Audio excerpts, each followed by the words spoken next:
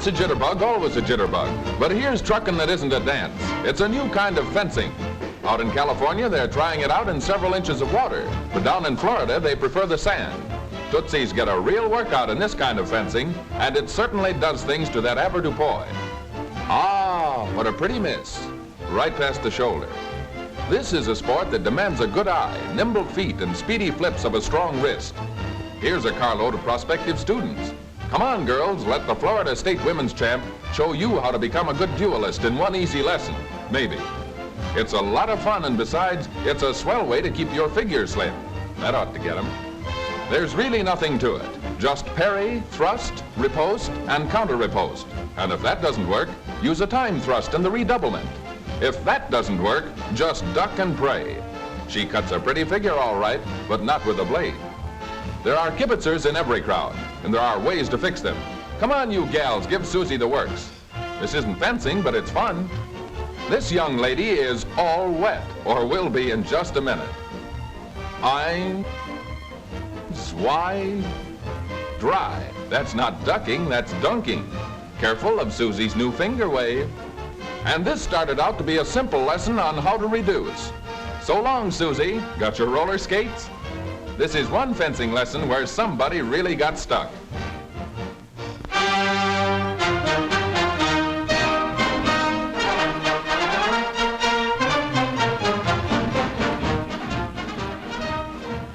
Rice today, but puddings, plastics, and concrete tomorrow.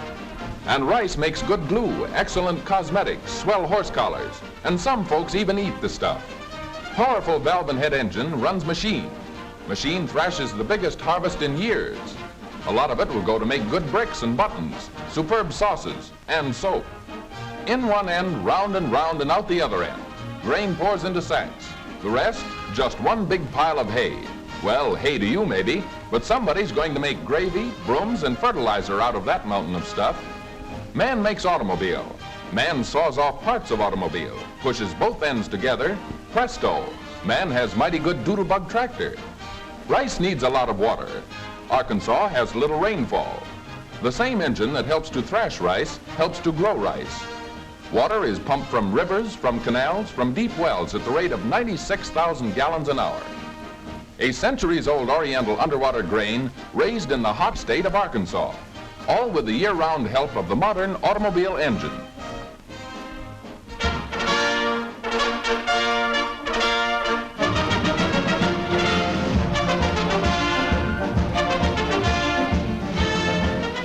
Who hasn't been at least a Saturday night sailor and chased a bar of soap around the bathtub?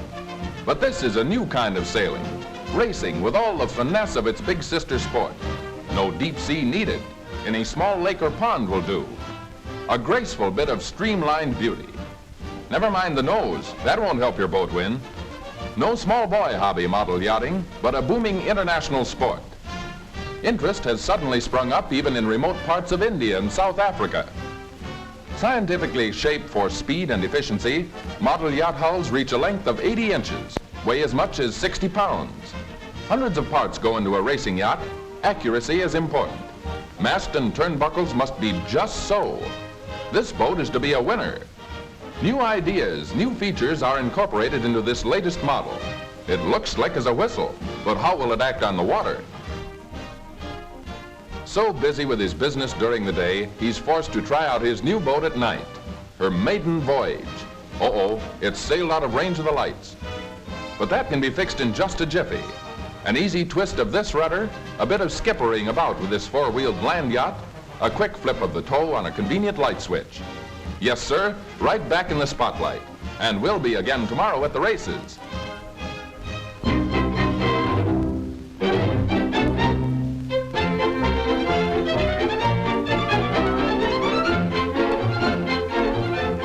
Peanuts, popcorn, chewing gum, and Cracker Jack, a prize in each and every pack. Hey, Skinny, circus is in town and the balloon's loose.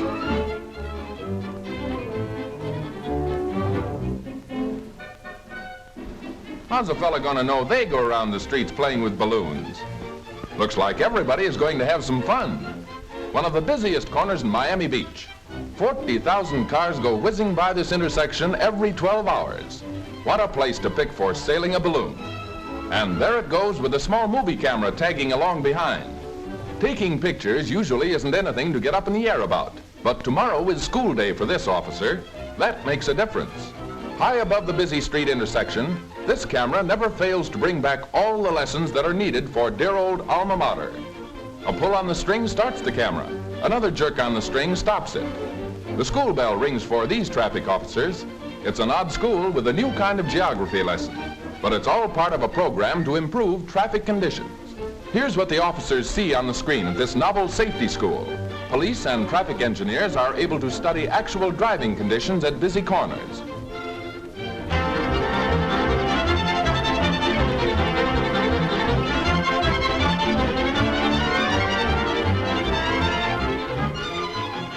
Here's a truck that has a habit of chasing planes. In fact, it's a business.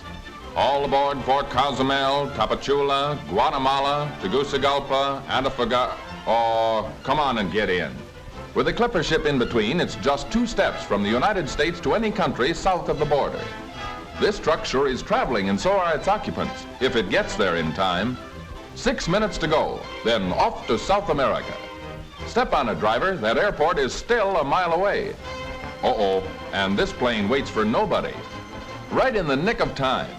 These passengers just won't get ready until the last minute, and there's nothing that can be done about it. In traveling togs before they know what it's all about, loaded into a speedy truck and rushed to the airport, across the gangplank and into the rumble seat.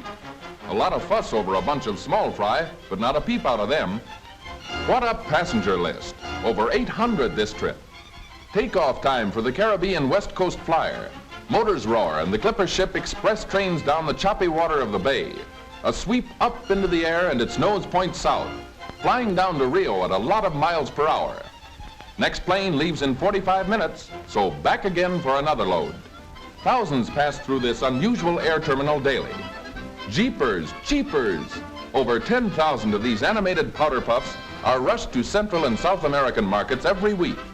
All because the American chicken is a better egg producer, is better tasting. Come on out, fella, and have a look around. Try grunting, that helps sometimes. Stand up, you sissy.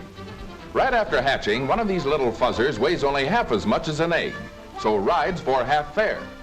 He doesn't begin to get hungry until he's 72 hours old, so he's as snug as the bug in the rug was during the entire trip in specially designed flying Pullmans, and arrives long before he has a chance to work up his first appetite. American chicks bring home South American checks. This is one time when a dozen chickens are cheaper than a dozen eggs. Happy landings, you birds.